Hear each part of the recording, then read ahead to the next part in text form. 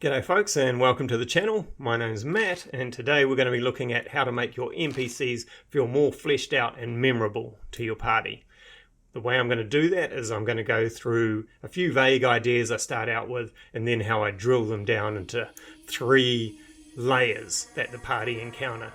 First layer is the strong impression, second layer is if they meet the NPC for long enough to do a little digging, and third layer is the key core that drives the NPC. So the Dungeon Master can decide how the NPC is going to react to things, what's its motivations, what drives this NPC. And then what I'm going to do is actually talk through the introduction where I introduce 3 of my NPCs and you guys can decide whether I've made them memorable or if I need to do something else. Keen to hear your feedback on that. So we'll go through a whole scenario where I do the NPC introduction.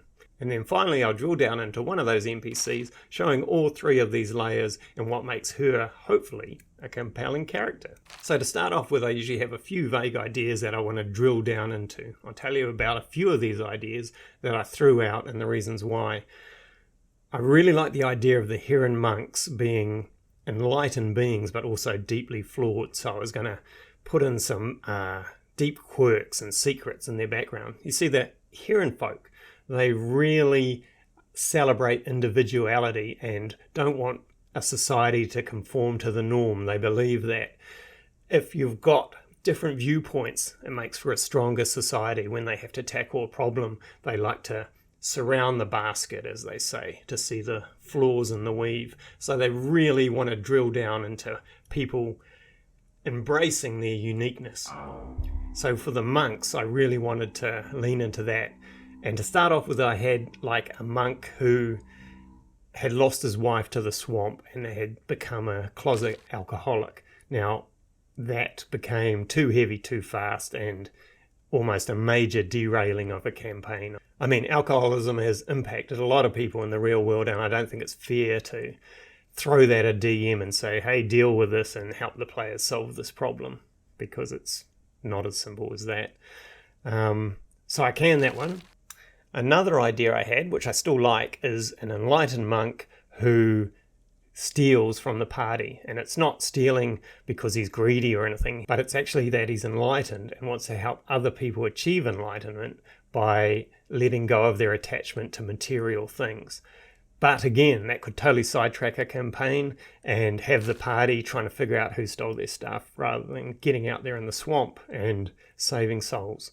I still might bring him in if people want to play in the village of Roost for a while, say over a few days, and the Dungeon Master wants to provide a few side adventures and stuff like that. Could be a lot of fun. But yeah, they were basic ideas that I threw out, and then I came up with a few that I thought, I'm going to drill into these and create the 3 layers. So first off, strong impression. We want the NPCs that we want the players to deal with to be memorable, mainly so we don't have the players asking, who was that again? What was this person? We want them to be clear and stuck in the player's brain. So what I'm going to do is read out my 3 masters introduction and you guys can decide whether I've made a strong first impression. All right, let's get into the narration. This has happened after the party has made their way into the small fishing village of Roost, met a few of the locals, and then the following happens. As you make your way across the rain-slick wooden walkways of Roost, a trio of unusual heron folk approach you. One of them stands out immediately. He is huge, towering over the other 2, and his bamboo armour clicks and clacks with each step. A great bow is slung across his broad back, and long arrows bristle from a quiver slung over his shoulder. Beside him, moving like a feral alley cat, is a female heron folk. Her long black beak and face are a shadow, and golden glittering eyes watch you coldly. She lightly holds a spear in each hand. On the other side of the huge heron folk is another male, quite short for his kind, with a vivid orange beak and bright blue feathers, edged in red. As he draws closer, you notice the air shimmers and shifts around him. He seems to be nodding to himself. The trio step in front of you. The towering heron gives you a friendly nod. It is the female, however, who speaks first. "This is them," she hisses with a sneer. "Just more souls to feed to the swamp, no doubt." The small blue heron male shrugs as something insubstantial snakes across his face. "The spirits tell me they are capable. The tall heron folk nods with a smile. Better than sending out what's left of our students, at any rate, huh? The female nods sharply. Yes, no more students. She turns to the party. If you find the soul of a creature made of the dark and 1,000 spares, you bring him to me. Otherwise, out there, she hisses as she nods across to the mist. You stay out of my way. There is a snap of wind, and suddenly, she is gone. The big man sighs and says, That was Whispering Wind. She can be quite intense, but when you get to know her, well, she gets more intense. The small man beside them seems distracted, head cocked to one side. And this is Speaker Weave, continued the big heron folk. Sorry, he spends most of his time talking to the spirits that surround him. Speaker Weave glances at the party briefly. We welcome you, he says with a small bow. And I am Heavy Rain, says the towering heron folk. Called so for my skill with the great bow, and the many arrows I rain down on our enemies. Come, outsiders, let us show you around. Okay, so what do you think? Can you remember each of the three masters and the general vibe of each of them? Or did it lose you with the description of multiple characters? Let me know in the comments and let me know how you would improve on that. It'll be good to hear. So let's see how I went about trying to make a strong first impression. I think one of the most important things to me, a little bit out there, but I think naming is very important to a character. I've been playing Rime of the Frost Maiden at the moment, and their names are very flamboyant, long, unfamiliar, and as a party we often forget who we're dealing with. What I really like is nicknames or part nicknames. Writers like Stephen Erickson or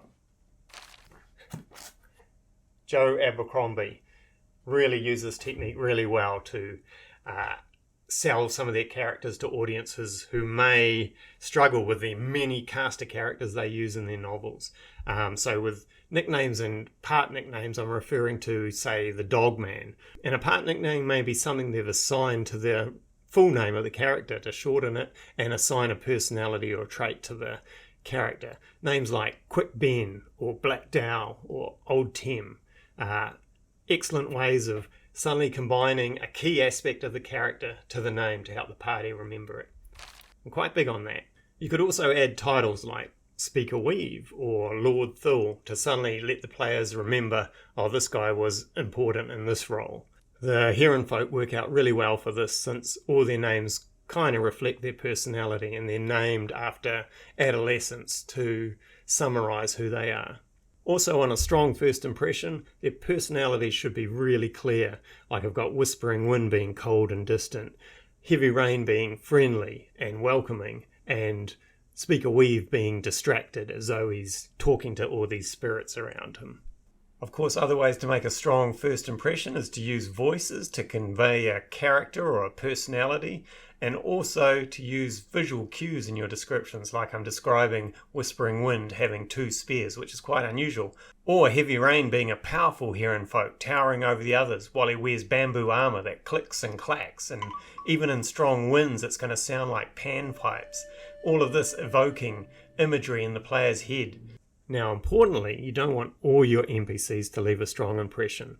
I had a campaign where I foolishly gave one of my background NPCs a nickname. He collected corks, so I called him Corks, and the party actually latched onto him, found out about his cork collection, and my entire campaign became them helping him complete his cork collection, which was really cool because it was like an open world sort of campaign that I wanted the players to drive.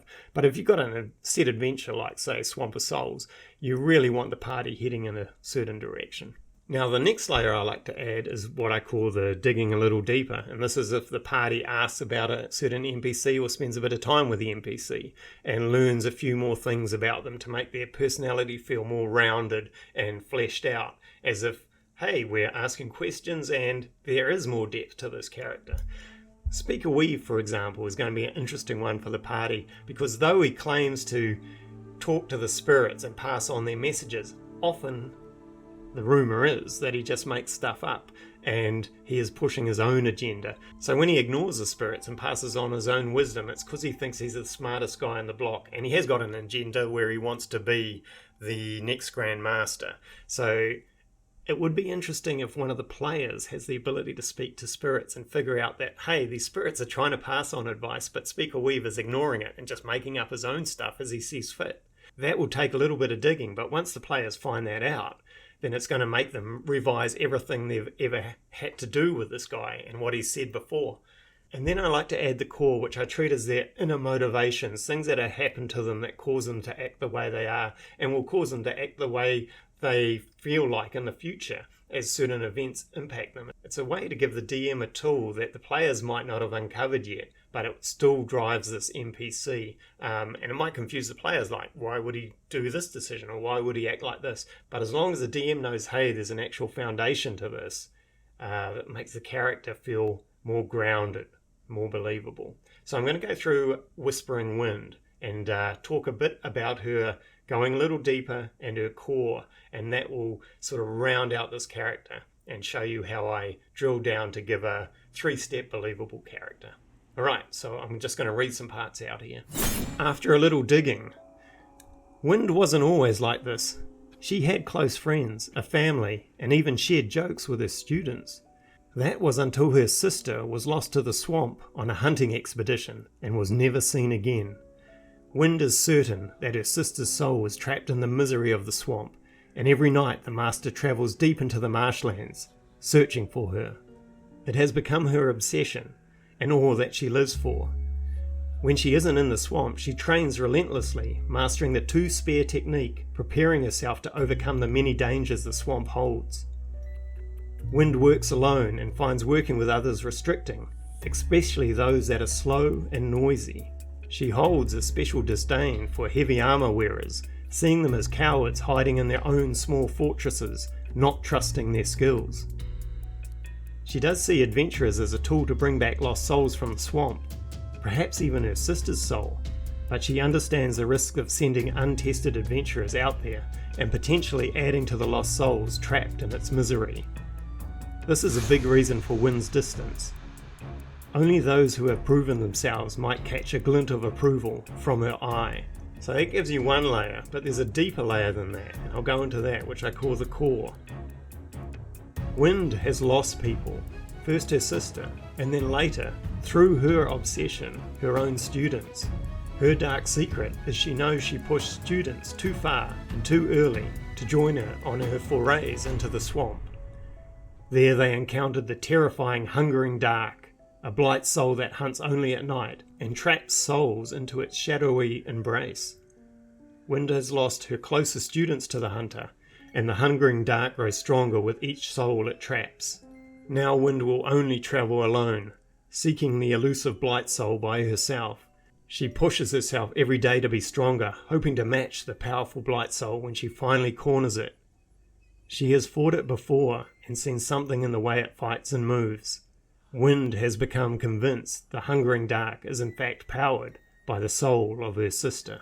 Okay, so that's a glimpse into Whispering Wind, one of the many NPCs that's going to be in my upcoming adventure, The Swamp of Souls.